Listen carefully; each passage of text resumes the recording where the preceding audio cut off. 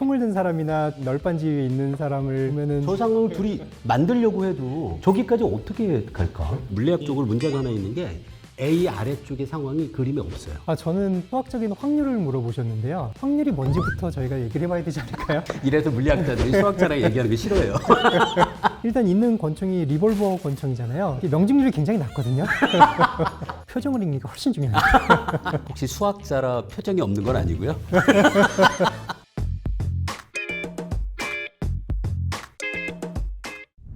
안녕하세요. 저는 성균관대학교 물리학과에서 일하고 있는 김범준입니다. 법물리에 와주신 여러분 감사드리고요. 오늘은 귀한 분을 모셨습니다. 김상현 교수님. 안녕하세요. 고등과학원 수학부의 김상현입니다. 반갑습니다. 보다에 우연찮게 한번 출연한 적이 있어서 동영상들을 보다 보니까 법물리에 저절로 연결이 되더라고요. 보면서 많은 감명을 받았습니다. 조곤조곤 설명을 참 잘해주시더라고요. 제가 법물리에 올리는 동영상이 저는 솔직히 수학, 물리학 하시는 분들은 안 보셨으면 하는 마음이 좀 있거든요. 확실하지 않은 얘기도 어쩔 수 없이 해야 될 때도 있고 그쵸, 그래서 잘 봐주십시오. 저는 많이 배웁니다. 수학자들이 대중화를 못하는 이유 중에 하나가 애매한 말을 하기 싫어해서 대중화에 걸림돌이 된다는 지적이 수학계들 안에서도 있습니다. 그래서 그걸 좀 고쳐야 된다고 얘기를 많이 합니다. 사실 제가 저 모습을 보고 떠올렸던 거는 이게 불공정한 게임이라는 거예요. A는 총을 쏴서 자기의 공격이 성공하든 실패하든 그 결과는 자기가 추락하는 거로 같은데요. 오른쪽에 있는 사람은 자기가 발을 치우는 것을 이걸 공격이라고 생각하면 공격이 성공하면 자기가 살아요. 왼쪽은 공격이 성공하든 실패하든 결국은 자기가 죽는다는 게 결과가 정해져 있는데 오른쪽은 성공하면 살고 실패하면 죽는다는 거에서 공정한 게임은 아니어서 사실 저라면 오른쪽에 서 있는 사람 택할 것 같긴 해요. 다음에 이걸 고전역학으로 좀 생각해 봤는데요. 자, 먼저 그 널빤지에 올라가 있는 B가 발을 치우는 상황을 생각하면 그 직후부터 왼쪽에 있는 총을 든 A는 자유낙하를 시작하는데요. 이 그림을 보면 저 총의 위치가 아래로 한 2m 정도 낙하하면 그러면 아무리 총을 쏴도 저 사람의 반대쪽에 있는 B의 머리를 향한 그 공격을 할 수 있는 방향이 나오지 않게 돼요. 그런데 계산해 보니까 2m 낙하하는 게 0.6초 정도거든요. 한편 사람이 총을 쏴야지 하고 방아쇠를 당길 때까지 뇌에서 정보를 처리하는 데 걸리는 시간이 0.2초 정도예요. 그래서 오른쪽에 B가 발을 치워도 왼쪽에 있는 사람은 자유낙하하는 동안에 오른쪽에 있는 사람을 충분히 총으로 쏠 수 있는 시간은 돼요. 한편 지금까지의 가정은 B가 저 몸의 자세를 계속 유지하면서 이 상대방이 총을 쏘는 위험을 무릅쓰고 있는 상황인데 실제라면 당연히 머리를 숙이게 될 거거든요. 근데 머리를 숙이는 시간이 생각보다 빠르더라고요. 사람이 고개를 가장 빠르게 움직이면 초속 0.6m 정도까지래요. 1초에 60cm까지도 가능해서 초속 60cm로 이 총알이 발사될 때까지의 0.2초 동안 움직이면 머리가 10cm 정도 움직이거든요. 그래서 이 사람이 발을 치우면서 빠르게 머리의 위치를 옮기면 A가 머리를 조준했다면 맞추기는 어려울 것 같아요. 선택하시겠다면 B를 선택하시는 거죠. 참. 그런데 여기 한 가지 물리학적으로 문제가 하나 있는 게 A 아래쪽의 상황이 그림에 없어요. 그래서 A가 낙하했을 때 살지 죽을지를 이걸로는 판단 못해요. 높이가 낮은 절벽이면 아무 문제 없고 아마 바다겠다, 그죠? 근데 바다도 밑에 뭐 바위도 있을 수 있고 이 그림만으로는 사실 A의 아래쪽 상황을 판단할 수는 없어요. 저는 수학적인 확률을 물어보셨는데요. 사실 확률이 뭔지부터 저희가 얘기를 해봐야 되지 않을까요? 이래서 물리학자들이 수학자랑 얘기하는 게 싫어해요. 확률이라는 게 총을 든 사람이나 널빤지 위에 있는 사람을 보면은 일생에 한 번 있는 일이잖아요. 이런 일이 두 번 있을 수는 없잖아요. 어차피 이게 지나면 둘 중에 하나는 죽을 텐데. 그러면은 확률이 뭐죠? 자기가 죽으면은 100% 죽는 거 아닌가요? 이 세상에 딱 한 번 있는 일에 대해서는 확률을 얘기를 할 수가 없잖아요. 그렇죠. 확률엔 두 가지가 있죠. 크게 프레퀀티스트가 있고 베이지안 확률이 있습니다. 프레퀀티스트 빈도주의자가 있고 베이지주의자가 있는데 빈도주의자적인 입장에서 보면은 이거는 의미 없는 확률이죠. 아무런 의미가 없는 확률이고 베이지주의자는 대신 확률을 믿음의 정도라고 생각을 하죠. 그래서 임신 테스트 같은 걸 했을 때 임신을 했거나 안 했거나 사실 1도는 0인데 임신 확률이 60%라는 거는 의사로서 해줄 수 있는 그런 믿음의 정도를 말하는 거죠. 사실 저는 뭐 여러 가지 생각이 들었지만 일단 있는 권총이 리볼버 권총이잖아요. 이게 명중률이 굉장히 낮거든요. 그래서 여러모로 오른쪽에 있는 사람이 유리할 수밖에 없어요. 그리고 김원준 교수님 말씀하셨지만 머리만 피하면은 사실 생명은 대충 건질 수 있거든요. 권총의 모습까지 보고 근데 사실 저 게임 저걸 생각하면 두 사람이 저 상황으로 갈 수 있는 사건의 연쇄도 생각하기가 어렵지 않나요? 저 상황을 둘이 만들려고 해도 저기까지 어떻게 갈까? 예, 에드워드 톨프라는 수학자가 있는데요. 블랙잭 확률도 계산을 하셨었고 카지노를 이길 수 있는 여러 가지 방법을 제안을 했을 거예요. 당시 블랙잭이라는 게 카지노와 플레이어가 하는 그런 게임이잖아요. 확률이 아주 잘 계산이 되어 있어가지고 보통 그러한 카지노가 이길 확률이 뭐 굉장히 높진 않아요. 뭐 70대 30 그런 일은 절대 없어요. 보통 53대 47 뭐 그 정도예요. 그랬을 때 아주 이게 공평한 카드의 배분이 이루어졌을 때 이길 수 있는 최선의 방법을 제안을 했었고요. 그런 것들 뭐 컴퓨터 계산을 통해 가지고 정확하게 계산을 하면은 카지노가 이길 수 있는 확률이 뭐 1% 마진이 안 될 거예요. 그래서 뭐 50점 몇 퍼센트 대 49점 몇 퍼센트로 물론 카지노가 결국은 이길 수밖에 없어요. 그렇게 설계된 게임이고 블랙잭으로 카지노를 이기려는 수학자들이 또 많이 있었죠. 모든 카드가 나올 확률이 같지 않다는 걸 이용하는 거예요. 물론 처음 카드를 배분했을 때는 모든 카드가 나올 확률이 똑같죠. 아, 근데 그 뒤에? 예, 보통 카드를 뭐 2덱, 4덱 그렇게 쓰는데 카드 4개, 그러니까 52 곱하기 4장을 쓰는 거죠. 그랬을 때 우연찮게 처음에 그림 카드가 많이 나오면 나중에 그린 카드가 나올 확률이 줄어들 거고 블랙잭은 그런 그린 카드가 많을수록 플레이어한테 유리하거든요. 그런 카드 카운팅을 하는 수학자들이 많이 있었어요. 근데 그거는 불법은 아닐 것 같은데요, 그렇죠? 카지노에서 그걸 못하게 하기도 쉽지 않잖아요. 머릿속으로만 물론 할 수가 있어요. 그죠? 컴퓨터도 필요가 없고 뭐 많은 방법이 있어요. 예를 들어서 뭐 손가락을 이용한다 그러면은 세는 데 쓰는 게 아니라 10진수로 쓸 수가 있거든요. 뭐 1, 2, 3, 4, 5, 6, 7 이런 식으로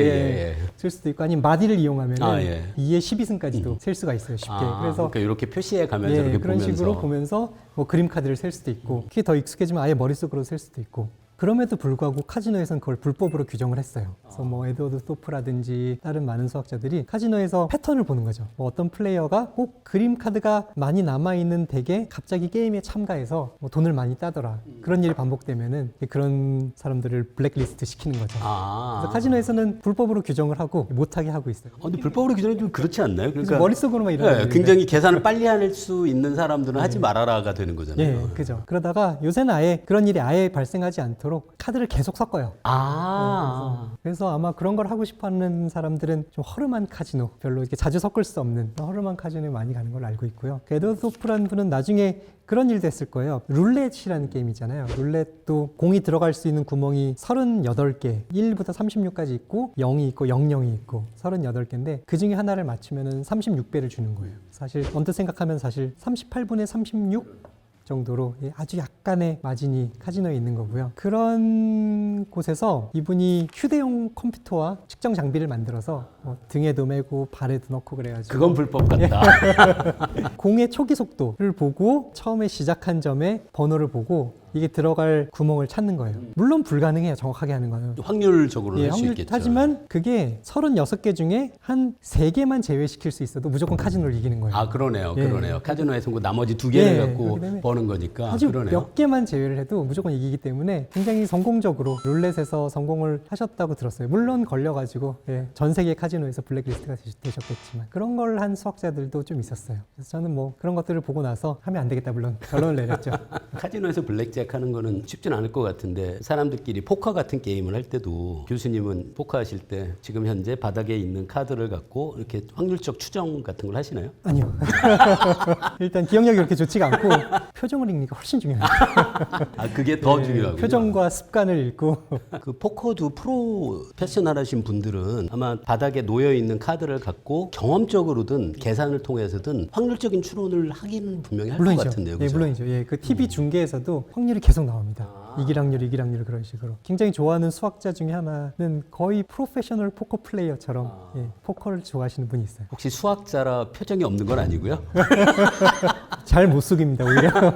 좋은 카드가 들어오면 못 속이는데 이분은 굉장히 잘해요. 굉장히 잘해서 놀러 가면 뭐 순진한 수학자들 돈을 다 따가기도 하죠. 아, 그렇구나. 제가 최근에 추천사를 작성함으로써 어떻게 수학을 사랑하지 않을 수 있을까라는 칼 지그문트라는 수학자, 게임 이론가, 물리학자 저서가 최근에 번역이 되었습니다. 수학으로 발견된 여러 오점들, 사회과학적인 접근 혹은 믿음 혹은 희망의 오류들, 감정들이 잘 나와 있는데요. 예를 들어서 사람들이 공정한 투표가 있을 거라고 다 생각을 하지만 뭐 한 명만 뽑는 건 괜찮아요. 대통령 선거 그런 거는 우리가 지금 하고 있는 선거들이 충분히 공정한데 당의 비례대표 1, 2, 3번을 뽑는다. 그런 투표는 본질적으로 공정할 수가 없다. 최대 다수의 의견을 반영하면서도 어떤 한 사람의 의견이 독재적으로 반영되지는 않으면서 합리적인 요건을 만족하는 그런 투표는 있을 수가 없다. 결론적으로는 무언가 한 조금씩은 불공정한 그런 것들이 설명되어 있어요. 카지노 얘기로 돌아와도 결국 카지노는 언제나 항상 자기들이 이길 수밖에 없도록 게임을 설정할 수밖에 없어요. 그래서 눈속임으로써는 사람들한테 이득을 주는 것 같기도 하고 또 확률이라는 것들이 많은 착시를 주잖아요. 동전 앞면이 10번 연달아서 나오면은 그 뒤는 대부분 사람들이 뒷면에 나올 거라고 걸겠죠. 뭐 그런 것들까지 다 이용함으로써 결국은 카지노가 이길 수밖에 없습니다. 사람들이 얼마나 이렇게 무작위적인 판단을 잘 못하는지를 갖고 제 주변에 통계물리 전공하시는 교수님이 수업 시간에 학생들하고 한 실험을 알려주셨는데요. 학생들에게 1부터 10 까지의 숫자를 랜덤하게 계속 이야기를 하라고 하고 그 분이 그림을 그린 게 n번째 나온 숫자를 x축에 놓고요. n 플러스 1번째 나온 숫자를 y축에 놓으면 대각선 따라서 깨끗하게 비어 있다는 거예요. 그러니까 사람들이 얘기를 할 때 방금 전에 3이라고 했으면 그 다음에는 3을 안 하려고 하니까 그래서 그게 너무 명확하게 보인다고. 근데 사실 뭐 실제로 주사위를 던지면 그럴 수가 없잖아요. 네, 맞아요. 그러니까 사람들은 말씀하신 것처럼 그런 착각을 할 때가 꽤 많이 있는 것 같아요. 세상의 많은 일들이 굉장히 작은 그런 확률의 마진에 기대하고 있기 때문에 아주 조그만 그런 비무작위성만 생겨도 그거를 해커들이 충분히 파고들 수 있는 거죠. 그러면 혹시 그런 것도 있지 않았을까요? 뭐 카지노 같은 데서 새로운 어떤 게임을 만들었는데 그걸 설계한 사람이 실수를 해서 그렇죠. 그런 것도 가능할 것 같아요. 충분히 가능하죠. 그러니까 뭐 블랙잭 초기에 그런 일이 있었던 거죠. 한마디로. 진짜로? 근데 결국은 그래도 카지노가 어느 정도의 수익률을 낼 수 있는 게임들만이 지금 정착돼서 계속 운영되는 거겠죠, 그죠? 그렇죠. 카지노에서 돈 버는 거는 완전히 불가능한 거네요, 그죠? 기본적으로 불가능합니다. 그리고 가장 중요한 거는 쉽게 말하면 사람들이 땄을 때 일어서지를 못합니다. 그렇죠. 카지노가 또 기대하는 것 중에 하나는 카지노는 어마어마한 돈의 저수지가 있기 때문에 사실 이런 전략이 가능해요. 예를 들어서 플레이어의 필승 전략이에요. 이거는 이론상 100% 이길 수 있는 전략이 뭐냐면 1부를 걸고 지면은 2부를 걸고 지면 4부를 걸고 지면 8부를 걸어요. 그럼 언젠가 한 번은 이기겠죠. 그래서 돈이 많아야겠네요. 반드시 이길 수밖에 없는 전략임에도 불구하고 실은 반드시 망할 수밖에 없는 그런 전략이죠. 근데 카지노는 그런 걸 비슷하게 해서 사람을 계속 붙잡아만 놓으면 그런 되는 거죠. 거네요. 예, 왜냐하면 돈의 저수지가 엄청 크기 때문에. 그래서 이런 거 도박사의 뭐 파멸 그런 역설로 불리는데요. 반드시 이길 수밖에 없는 전략이지만 실제로는 망할 수밖에 없는 전략인 거죠. 사실 굉장히 중요한 질문이라고 생각을 합니다. 쉬운 질문은 아니고요. 수포자에 대한 질문도 많이 받고. 그런데 제가 최근에 책을 하나 읽었는데요. Draw Bridges Up. 그러니까 Draw Bridge라는 거는 중세 시대에 성이 있잖아요. 성이 있으면은 성을 보호하기 위해서 그 앞에는 항상 작은 그런 하천이나 그런 물 깊은 물웅덩이가 있었습니다. 해자구나. 예, 예. 맞아요. 그래서 맞아요. 그 물웅덩이 위에 올리는 다리를 드로우 브리지라고 합니다. 이분이 시인이에요. 국제 수학자 대회에 한번 초청을 받아가지고 강연을 했어요. 수학자들을 모아놓고 일반인들이 보기에 지금 수학이 어떤 위상인지 말씀을 하셨는데 그 책의 첫 번째가 그래요. 독일어로 쓰셨는데 따옴표를 하고 수학 공부하세요. 저는 학교 다닐 때 수학을 제일 싫어했어요. 아직도 수학에 공부할 게 남아있나요? 그런 수학자들이 보통 소개팅 나가서 듣는 첫 번째 말 그런 말들로 시작을 해요. 그러니까 제가 드리려는 말씀은 그 수포자라는 개념은 한국에만 있는 건 아니라는 거죠. 전 세계 공통이에요. 그리고 이분은 왜 수학이라는 거대한 성과 다른 분야들 사이에 있었던 그 드로브리지가 올라가 버렸는지에 대해서 1시간 동안 굉장히 감명적인 강연을 하세요. 그리고 누가 영문학을 전공한다고 하면은 소개팅 나가서 그래요? 저는 셰익스피어를 세상에서 제일 싫어해요. 뭐라든지 뭐 음악을 전공한다 그러면은 저는 음악 듣기도 싫어요. 뭐 그런 얘기 안 하잖아요. 근데 왜 수학자들은 그런 얘기를 들어야 할까? 누구 잘못일까? 물론 수학자 잘못이 큰데 그러한 기저에는 수학에서 실제로 일어나는 일들을 충분히 대중과 공유할 수 있음에도 공유하는 사람들에 대한 충분한 감사도 없고 노력도 없고 정책적인 지원도 없고 그런 현실 때문이라고 생각을 해요. 그래서 세계적으로 수포자는 많은데 한국에서 특별히 그것이 부각되는 것은 입시 때문이겠죠. 입시 때문에 자기가 수학을 잘해야 되는데 못한다. 그게 수포자겠죠. 단지 수학을 싫어하는 게 아니라 그러면서 아까 말씀드렸던 그런 책 어떻게 수학을 사랑하지 않을 수 있을까 그 책에서는 이런 드로브리지를 내리려는 많은 노력을 하고 있어요. 그래서 제가 그 책을 추천사를 썼던 거고요. 수학이 사회과학에 어떻게 쓰일 수 있는지, 수학은 과연 진리만 말하고 있는지, 수학에 오류는 있을 수가 없는 건지, 뭐 그런 얘기들이 잘 나와 있어요. 그래서 충분히 수학 안에서도 수학을 전공하지 않은 사람들이 즐길 수 있는 것들이 많이 있거든요. 약간 지름길처럼 엿보게 해주는 거죠. 얼마 전에 제가 제 동료들과 밥을 먹으면서 했던 얘기 중에 하나인데, 지금 수포자가 생길 수밖에 없는 이유 중에 하나는 아이들을 데려다 놓고 체육 시간에 축구를 해야 되잖아요. 축구는 안 하고 장애물 피하는 연습만 1시간 시키는 거예요. 그거를 그냥 매주 하는 거예요. 한 번도 공을 찰 기회를 안 주고 장애물 피하는 연습만 시키는 거예요. 애들이 얼마나 재미가 없겠어요. 실제로 물론 애들한테 축구를 시키는 게 손흥민 같은 선수가 되라고 시키는 건 아니잖아요. 충분히 즐길 수 있는데, 그러면서 그렇게 즐기면서 프로페셔널 선수들의 경기를 보면 얼마나 재밌겠어요. 그런 기회가 충분히 있는데 그런 일이 발생하지 않고 있는 거죠. 물론 거기에는 뭐 입시도 있고 선생님들에 대한 재교육도 필요하고 여러 가지 어려운 면들이 있지만 그런 현실이 있어요. 그런 것들을 극복하는 과정 중에 하나가 이렇게 현대 수학자들이 지금 무엇을 하고 있는지 그것을 조금 지름길로 보여줄 수 있는 그런 책들이 더 활성화돼야 된다고 생각을 합니다.